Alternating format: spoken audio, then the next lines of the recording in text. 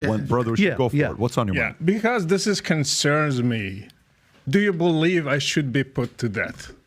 I believe that the punishment for apostasy in a correct Islamic state is death. I believe that that's the correct. Let me finish. Let me just respond, sir. I believe that that is the correct punishment, which has been revealed by God, both in the Quran and the Bible. And for Robert to turn around, I asked you. Let me finish. I asked you, do you believe I should be killed today? And I answered you, sir. Yes or no? I answered you. Yes or no? I answered you. I think he said yes. You want me to answer? I said. Yeah, you answered me. In a proper Islamic jurisdiction, an Islamic nation, all of the laws of Islam and the Sharia, as revealed by God, should be applied. So if we were in that kind of state, would you do it? Including I'm not the one that with proper due process, with a proper court hearing, just like any nation of laws. The laws of the Sharia should be applied, including the death penalty for not only apostates, but also blasphemers. You didn't answer me, yes or no? We did answer. Yes, we did answer. Yeah, so I should be killed. We did answer. I deserve to be killed because I left Islam and became a Christian. According to Islamic law, an apostate like you would be killed. Yes. Okay, thank you. And according to the Bible let me. This is a fallacy. And a blasphemer. This is a fallacy. Robert, too cocky. Like you want to say you have it too. It's a fallacy. No. Let us discuss this because why is it a fallacy? It's a fallacy. Let me finish. Let me finish. Please condemn Jesus. Yeah. Please. Oh, you think you condemn should? Jesus. Robert already condemned him. So No, you're lying. Let me Let's finish. be on Let me record finish. saying you're lying about that. Let me finish. That's what happened. You said eventually we realized You're Just lying. let me finish. You Let's hear converted. Brother Rashid, and then I'll come to you. Go for You it. converted from Christianity to Islam. Your life is not under threat here in the U.S. I converted from Islam to Christianity. My life is under death. That's the difference between Christianity and Islam. Okay, so let me ask you this. Yes. I got a question for you guys. I'm a data guy. I'm a finance guy. How many Christians have died going from being Christian to Muslim? How many Muslims have actually been killed or died going from being a Muslim to a Christian? There's no data on that because these kinds of things are not recorded. They're not considered crime. There should be, though, right? I mean, shouldn't there even if there's some stories to be able to say, Yes. you know, XYZ individual. I have stories. I have one in Mauritania who was condemned to be executed. We just got him out to Paris because we negotiated with the government there. I have people right now in Libya. They are under death penalty in Libya.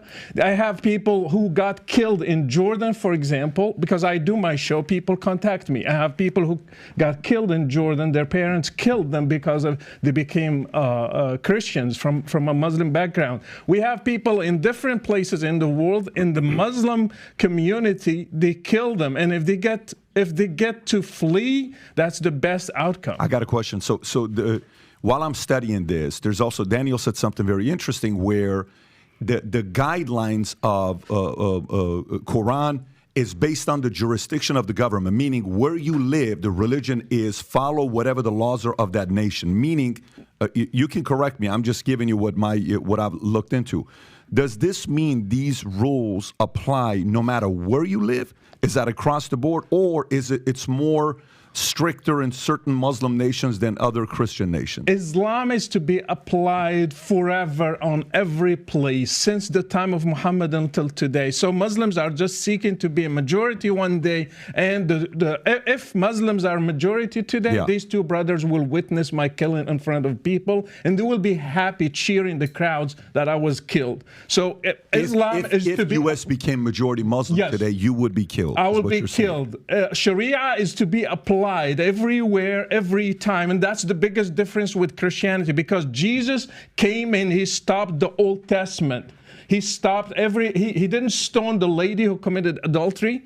He said in the law, tooth for tooth, and he said, no, you turn the other cheek. Jesus stopped the Old Testament. They don't have a New Testament in Islam. They have worse than the Old Testament. They have something that Muhammad never corrected. So today we have to do jihad. Today we have to kill the apostate. Today we have to kill the person who doesn't pray, even a Muslim. If he stops praying, If he stops praying, he should be killed. If he has no excuse, he should be killed according to I'd Islam. like to give them a chance to respond. Daniel, what would you, because the point I think you were making was how that maybe doesn't apply based on what the countries are. And then he makes a good point about saying, but if U.S. eventually becomes majority Muslim, then that could be the criteria that we have to follow in U.S. What's your response to that?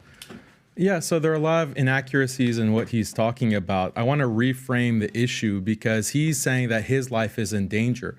But the lives of Muslims are in danger under a secular, liberal hegemony. And I know that some of the viewers might not be following what I'm discussing, but look at the war on terror, or even look at me personally or Jake.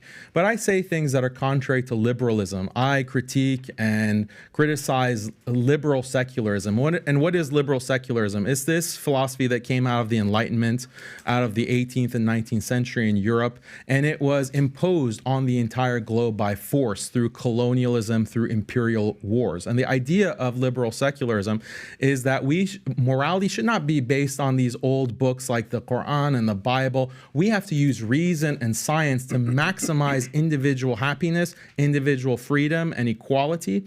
And this is the best system of life. It's an atheistic system of life. We need to have separation of church and state, etc. This is the dominant, I don't want to say religion, but it's a dominant ideology in the world today. And it's imposed through, the UN Security Council, international rights law, etc. But it's coming from a very specific philosophy that is anti-religion. It's anti-Islam. It's anti-Christianity, anti-traditional Christianity. I criticize this system.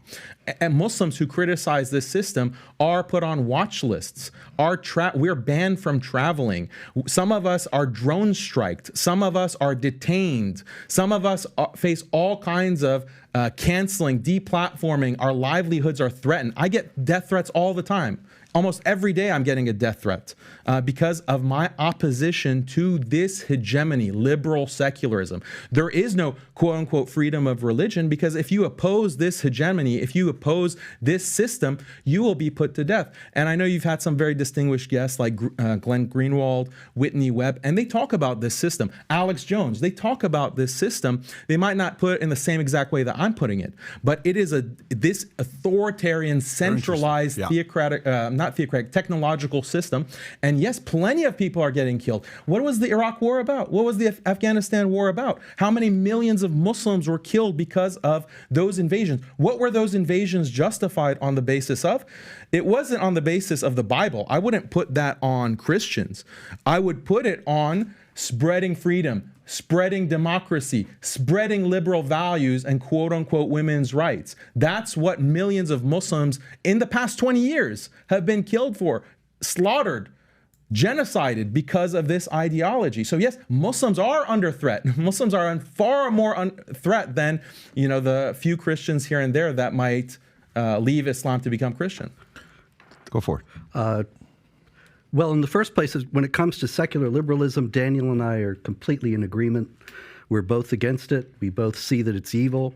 And in that sense, you were talking about working together, finding common ground. That is the common ground that we have. The idea of the invasions of Iraq and Afghanistan were completely wrong, based on false premises, false assumptions, based on the idea that they could bring democracy to the Islamic world. It was never going to happen. And I was warning about it before it started, but was not heeded.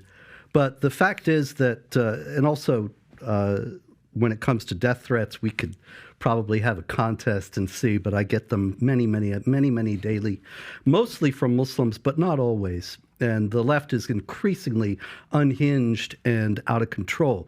But if Daniel is positing that Islam is somehow the alternative, then I would wonder, how is it that all the Muslim politicians in the United States, including an obvious publicly Sharia adherent one like Ilhan Omar and Rashida Tlaib as well, Keith Ellison, the Andre Carson, the publicly Muslim Quran adherent politicians, and yet they're all very far on the left, and they're aiding this secular liberal monster that Daniel so rightly opposes.